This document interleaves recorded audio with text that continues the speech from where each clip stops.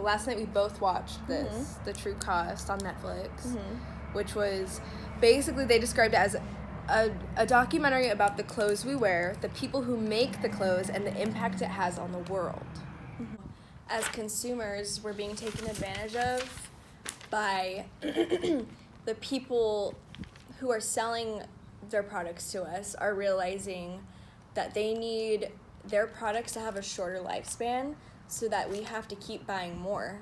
Like how they talked a lot about fast fashion and how that's part of our culture, kind of, you know what I mean? Like, Yeah. that has become so ingrained into our culture that, like, oh, this is the new trend, like, I'm gonna throw out all my old clothes. Yeah. Only 2% of the clothing that we donate gets sold. Only 2%. And that goes into, like, over-consuming. Like, we have such a problem with that as, like, a country, like, over-consuming everything, whether it's food, whether it's clothing, whether it's, like, electronics. I was talking to her about it earlier. Like, the list goes on about the things that we like overconsume, and it's ridiculous. It's like I can't even wrap my mind around it now. Like, after watching this documentary, I feel so privileged, but, like, not in a good way. Like, Yeah. I feel like I've been contributing to this without knowing, but now that I know. And also, you know, like, over-consuming things and the rate of consumption that we have here, like, some of the psychology behind it is we think that by consuming and more and more and more and the newest thing and the trend, we think that we're going to be getting happier that way. And that's what the advertisers and the big companies tell us, too. Yeah. They tell us that if you buy our product, you're going to be happier. Yeah, they show these people tell with, us like, that. smiling, laughing. Like, if you buy this shirt, you're going to feel beautiful and you're going to be so happy, and then you get over that shirt, like, Yeah. within a week. It actually makes you more unhappy in your life. Exactly. It'll take from that.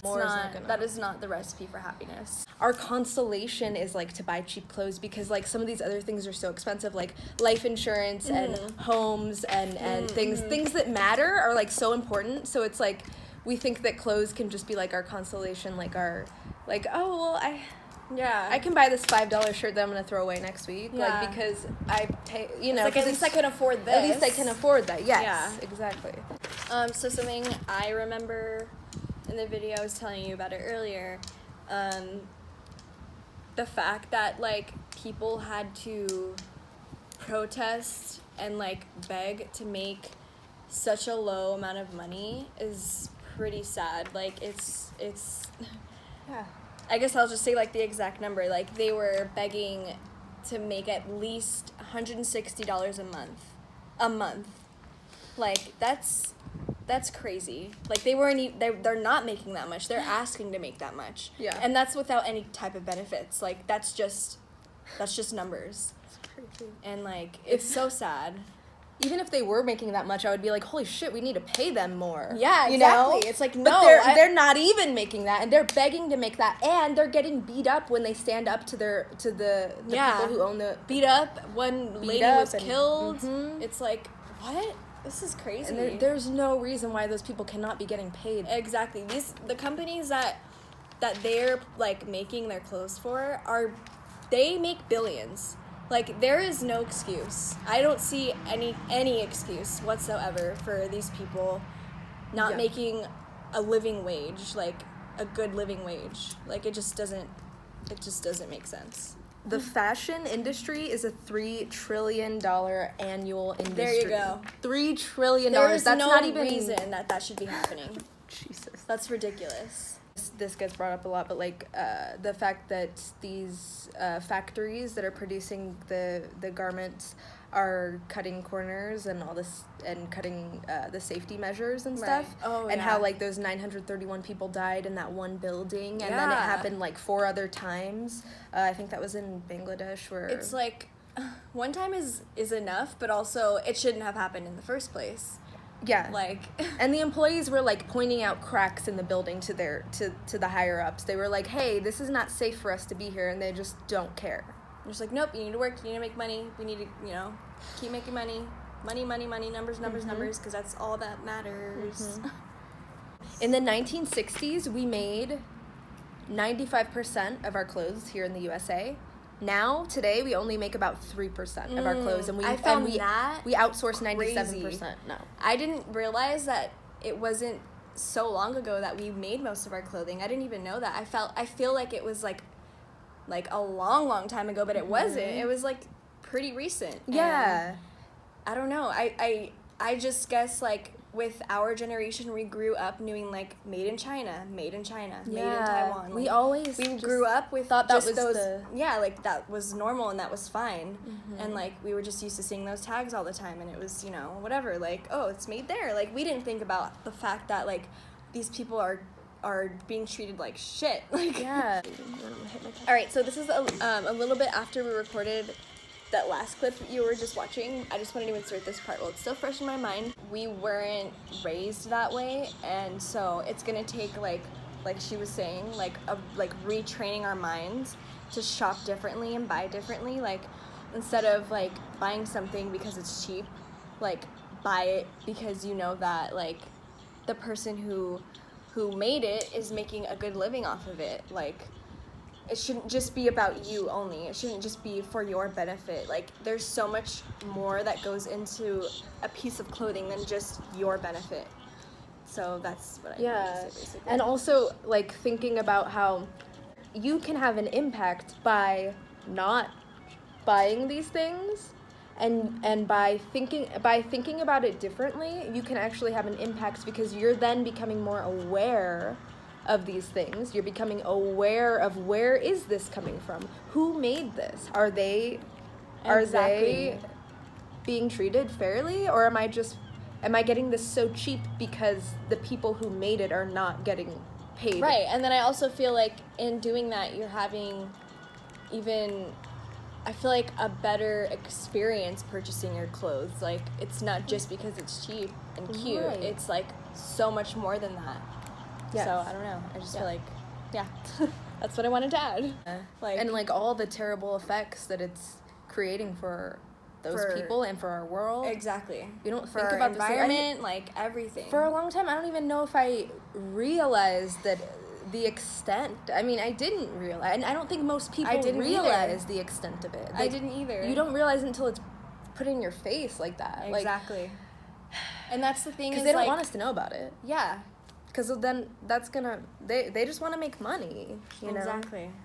And that's the thing, is you have to be able to put yourself in an uncomfortable situation like that. Like, force yourself to like learn about the shittiest things that are happening in the world in order to basically to even start to make a difference. Like you have to have the knowledge of it first. And that's the hard part. Like knowing the truth. Like the truth is so true that saying the truth hurts. It does. Yes. But it's so necessary to know it. Like in order to make a difference Yeah. and change anything, you have Yeah. to know like what's actually happening. Right. It's so much easier to like remain oblivious and ignorant, like not ignorant but like oblivious, I guess. Like Yeah. it's so much easier to just be like, well, I don't need to think about that. If I don't think about it, it doesn't really exist in my mind, and it's, Right, you know, exactly. it's somewhere else, it's someone else's problem, it's something. But then once you realize it, you And can that's the start to, unconscious way of living. Yes. Like the way that we can help this, like mostly the biggest thing I could think of is just to be a more conscious buyer. Just before you buy something, stop and think and ask yourself, who made this? Where did it come from? Are these workers like getting paid a living wage? Like are they being treated right? Like, because if they're not, why would I want to put my money into this? No. If you have this knowledge, like why not want to make a difference? Like why not change your lifestyle? I just again want to say like how much of an eye-opener it was for me. Just, I've already said this so many times, but the privilege that we have here, it's so different, like working in America compared to working anywhere else. And it just sucks too, because we're the ones that are consuming all of these things that those people are making. Like it's all for us, and we're so like, I don't know, we think that we're in a bad situation, but we don't pay any attention to like the other people that are in much worse situations than Yeah. us. Yeah. And it sucks. There are people who try to justify that and say, oh, well, we're creating jobs for those workers. Well, Okay. those jobs aren't really humane. Yeah, they're not, yeah. It's like hard labor, and they're making 3 cents an hour. That's like freaking crazy. Yeah. It's like not okay at all, especially the fact that like the fashion industry makes how much that it makes. Like, Yeah, $3 trillion annually. Also, global fashion is the most labor-dependent industry on Earth. Most labor-dependent. And it's like now... Yet they're getting paid 3 cents an hour, no benefits, no maternity leave. They have to work in unfit environments. Like, it's just like... It's horrible. There's over 40 million garment workers in the world. Over 85% are women.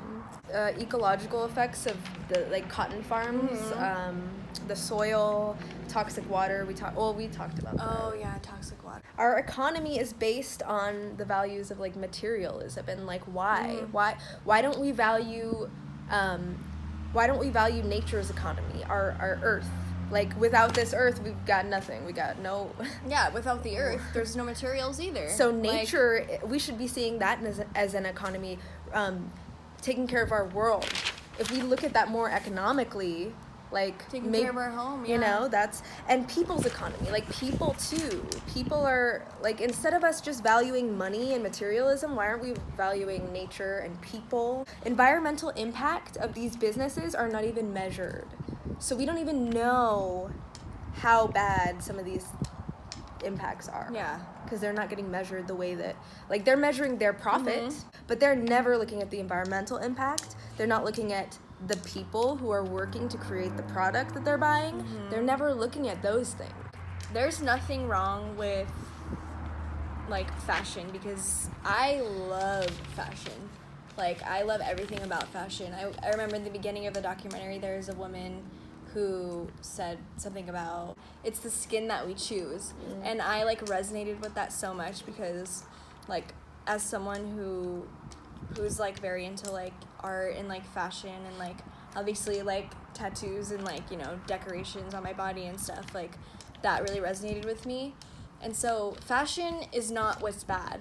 It's the way that it's being done right now. Not every company, there's a lot of companies that are really aware of everything that they're doing, but it's the other ones that I'm worried about, and the other ones are what we're trying to bring attention to is the fast fashion. It's there's just so many other things you can be doing instead of buying new clothes all the time.